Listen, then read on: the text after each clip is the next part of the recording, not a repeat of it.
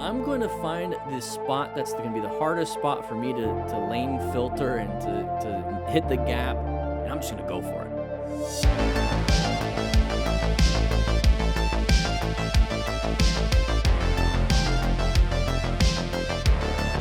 here we go. We're going to go into naked Moto vlogs. Let's go ahead and watch.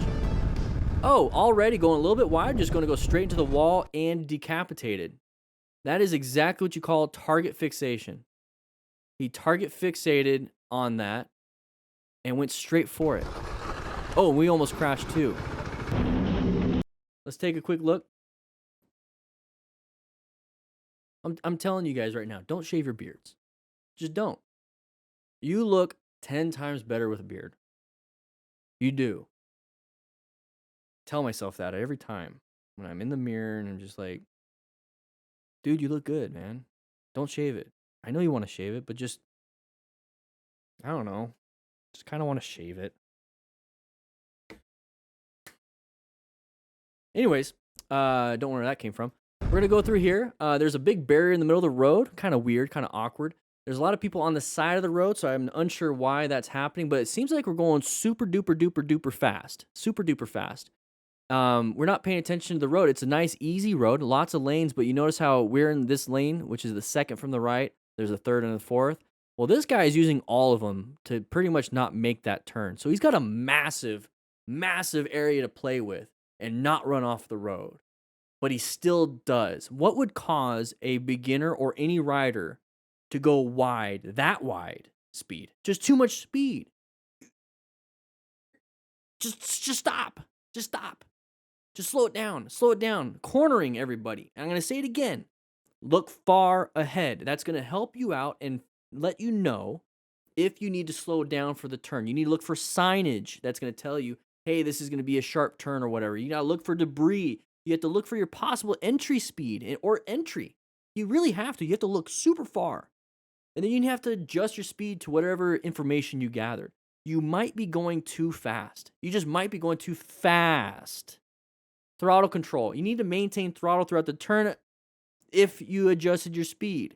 So if you didn't adjust your speed now, you're going to have to adjust it during the turn. You're behind the 8-ball because now you're going to have to do throttle control when you crash. It's not going to work because you never adjusted your speed. Adjust your speed, and now that you're at the right appropriate speed, you have to maintain good throttle control. So it's not, you can still move it, but it's not this. And that's the next thing is jerky movement. So it's not just doing this with the hand. It's also doing this with the handlebars. It's also doing this with the body while you're on the bike in the middle of a turn. Not good. And you have to find the exit. So just keep looking. Keep looking where you need to go. So if you're looking at the person on the side of the road, you're looking where you want to go. So let's see what happens here. Oh, look, he's looking where he wants to go. Is this in Vegas? It doesn't look like Vegas. So he's going to go ahead and it's like, I'm going to get the spot. I'm going to find this spot that's going to be the hardest spot for me to lane filter and to hit the gap. And I'm just going to go for it. It's like a normal turn with 4 lanes like this is just not hard enough. Let's just go ahead and go for the last amount of road. And it has to be around an object. I can fit it in there. All right, so long rider. We were riding with a show. Very nice. Okay, intersection, orange stage, path of travel violation, swerve to the left. Good job. Move on with your day. Don't rev bomb. Look forward. We got other hazards up there. Brake lights. Another brake light. You see how it goes? You see how it goes? Very easy to handle. Very easy to handle. We're going to go ahead and pass these people at this point. We're getting through here. Now we got this intersection coming up. Now he's kind of prepped and ready to go through it pretty fast. Look at, he's kind of tucked in, doing a good job. The bad job part is that it doesn't look like we're very much orange stage. We need to be prepped and ready for any of these situations. So make sure you perceive that this is a dangerous spot. Intersections are automatic orange stage. You are looking for sides of the vehicle. You are looking for people turning in front of you. And then you're also looking for pedestrians. It's pretty simple like that. There's not a lot of potholes, not a lot of road debris that's usually in the middle of the intersection unless there was a previous crash, which is because there's a side of the vehicle path of travel. All right. So yeah, he's hovering over his brakes. So yeah, he's at least got that. But we were going kind of fast through the intersection until the last second we see the right turner, okay? So be very careful with that. He did a good job with the swerve, but the moment we did that, the moment we rev bombed, kind of took away some of that good stuff. But overall, did pretty good. He was being as smart of a rider as possible. He was hopefully seeking out a little bit. He's wearing full gear. He did some good maintaining of his fundamental skills. But definitely near roll. You're going to want to, or necro, whatever you want to be called, you want to be in orange stage going through an intersection. So next time you guys go riding, tell yourself orange stage, every intersection. I dare you. All right, here we go. F Society, moving through here. That's what it says. Oh, got a little baggy. Got a little baggy. Good job trying to grab it. Didn't work out too well. Off-road adventures. Going pretty fast, dude.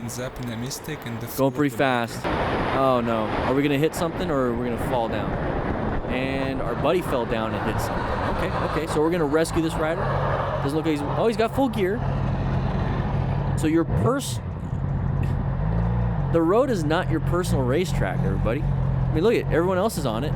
It's a public racetrack now, and it's a very congested racetrack. Not a very safe racetrack. So don't do this. Plus, you don't even know what the road is. So since it's public, are you taking care of the road? Are you like sweeping it up before you're going to go crazy? No, you're not. So you're taking a massive risk. Massive risks. So speeding and doing this crap, and I say that, this crap, it is not smart at all. You're not being a smart rider at all. You're not following the principles. You need to seek out and recognize and understand these hazardous situations. Doing this stuff is hazardous. So they're not seeking out the safety involved. Just don't do this. Just don't do this. Uh-oh. What are we gonna do? Okay, nothing there. Somebody went off the road there. Somebody went off the road a little bit. Don't hit them. Watch out for your gold flake. It looks like it's a helite vest, so it's an airbag vest. Looks pretty cool. Okay, if you're gonna get on the side of the road, park it. Okay, what's going on? Oh, beginner mistake. Oh, and I think his vest popped. I think his vest popped. Hold up, I can't.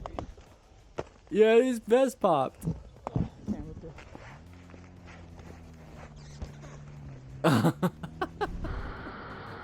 Oh, his vest popped. So what happened here? This is an airbag vest, so it's low right here. What happens is this one, the helite, is a tethered vest, so it's actually tethered to the bike, and it takes quite a bit for it to activate. So if you just kind of get off and walk, it's not going to do that. There was momentum and force when he fell down. So you do want it actually to pop if it falls down from a stop, because when you fall down from this height, you still can break bones and you still can have a traumatic brain injury. So if you hit the ground with all that cushion, hopefully it's going to alleviate some of that impact. So that's fine. With the tethered systems, I want it to activate more often than not, because with the tethered, at least with this one, it's a CO2 cartridge. So you're able to just replace the CO2 cartridge. The newfangled airbag vest, you have to actually send it in to get it reserviced, which sucks. This one, you just replace the CO2 cartridge. And look how quick it happens. So right now, we don't have the airbag vest activated. And he's going to do a little bit of a newbie mistake. Now, it could have been just because we're out riding. Our brain is tired. We don't have all the glucose, nutrients, and everything. We're just kind of brain fogging it. Didn't put the side stand down or put the side stand down, but it sank into the asphalt, which it looks like it.